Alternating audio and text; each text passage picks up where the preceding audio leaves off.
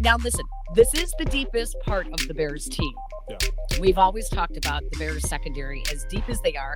It's always been dangerous for them to put anyone on the practice squad because teams cherry pick these defensive backs and safeties off the Bears. But still, what makes me nervous, Pat, is Trevor Lawrence started to find his groove last week.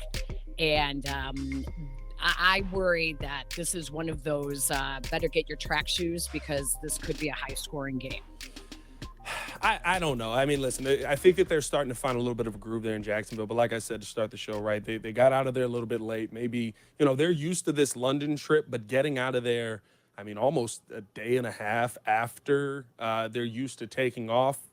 Athletes are usually creatures of habit. I think that will play some part into this. I also think that you have a quarterback who found a little bit of a run game, but is that run game going to have the same success versus the Bears, who have struggled against the run this season, but it's been in very situational moments? I mean, you've seen, right, one big pop last week from Chuba Hubbard, and then really didn't see him get involved nearly as much the rest of the game, right? They've really been able to lock things down. But when you look at the overall stats, it looks like the Bears are getting gashed every single play down the field. I just don't think that's going to be the case here for Trevor Lawrence, and it's not going to be as easy for him to run a lot of those play-action plays. Now, I do think that, when you've got a guy like Brian Robinson Jr., who matchup-wise is going to be a nightmare for the Bears because I would put him everywhere that Jalen Johnson is not, I think that that's going to make things a little bit tougher for you. But I still see Trevor Lawrence as a quarterback. Like I said in the open, he wants to give the football away. He's been incredibly fortunate to not have more interceptions this season. There have been so many passes that should be going the other way, and we have seen a Bears team that is not going to allow you to just let those passes go by the wayside. If you give them opportunities, they will take that football away. And that's not just the DBs, right? It's not just Kwani B. It's not just it's not just Tyreek. It's Jalen Johnson. It's also your linebacker room, right? I was just going to say that, your linebackers. Yep. You've got so many guys who can take this football away. I think that Trevor Lawrence is going to have a rough go of it. So let me ask you a question. When your secondary is as banged up as the Bears are, do they play less nickel and dime? Do they rely more on their linebacker depth at that point, and try to just get the pressure on Trevor Lawrence and force him into one of those short interceptions? I mean, he's got 62 turnovers in his career in 55 games. Yeah. So that's averaging over one turnover per game. So, I mean, if you were the Bears and Matt Eberflus, what is your defense of choice? I'm coming out aggressive. I'm not going to lie to you. I'm trying to get to Trevor Lawrence early on because the thing is, like I talked about, right, with the jet lag and things like that are probably going to take a little bit more effect than normal.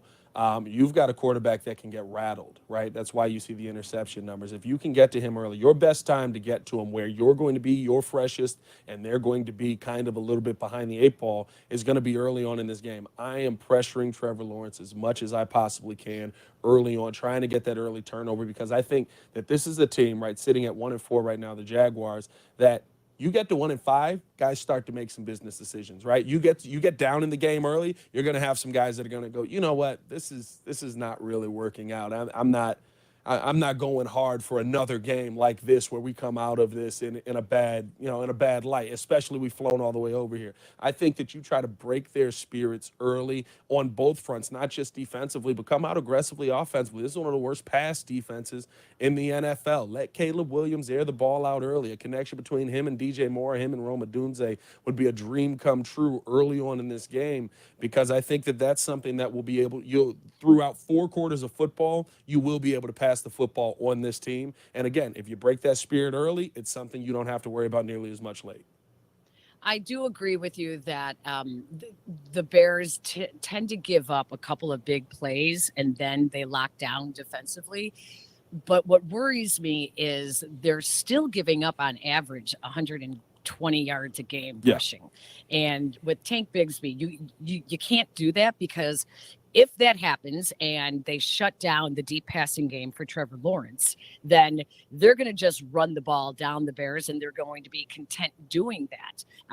It worries me that they haven't fixed that yet. And I heard TJ Edwards earlier this week say, It's an easy fix when we look at it on film.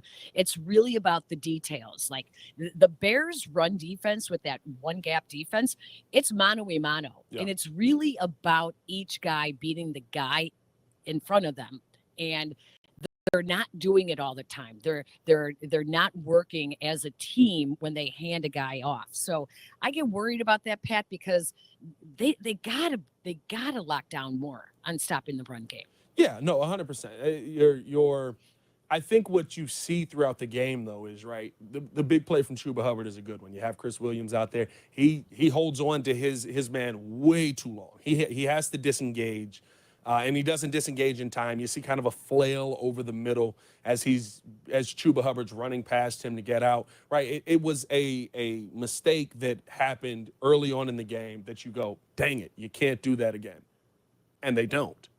And I think that's the part that does make me feel a little bit better, right? When you see the run game the rest of the day, yes, they are giving up 120 yards, but 120 yards in how I've seen the games go, right? You think back to the last three running backs. Jonathan Taylor kind of gets himself going every single time the Bears defense is put back out there after they get the offense off the field in a tough situation. A false start on or encroachment, I should say, on a punt that should have the defense off the field. Jonathan Taylor breaks a couple of big runs on a gas defense in that situation. The offense turns the football over almost immediately after the defense gets a turnover, right? They go back out in a gas situation. You see Jonathan Taylor get some big yards. Week after that, you're playing the Rams. Kyron Williams got after you. I think that's the one running back I've looked at, and I was like, nah, he was cooking y'all that day. And sometimes that does happen. But then again, you follow that up with Chuba Hubbard the next week, where big run the first play, don't really hear from Chuba at all the rest of the day. Couple of runs here and there,